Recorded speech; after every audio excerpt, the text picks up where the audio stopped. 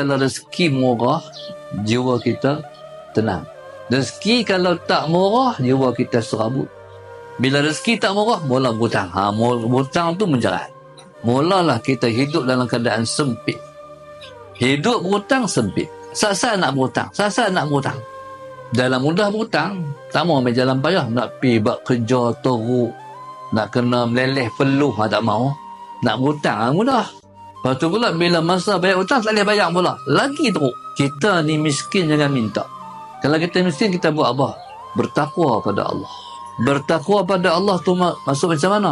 Yang Tuhan suruh buat sungguh-sungguh, yang Tuhan tak bagi tinggal sungguh-sungguh. Tu takwa. Miskin buat itu ya.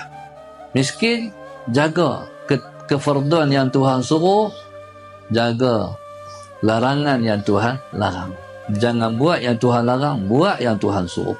Buat pula sungguh-sungguh. Apa hasil daripada takwa? Wa man yattaqillaha yaj'al min amrihi yusra. Siapa yang bertakwa kepada Allah Subhanahu wa taala, Allah akan buat kepadanya urusannya mudah.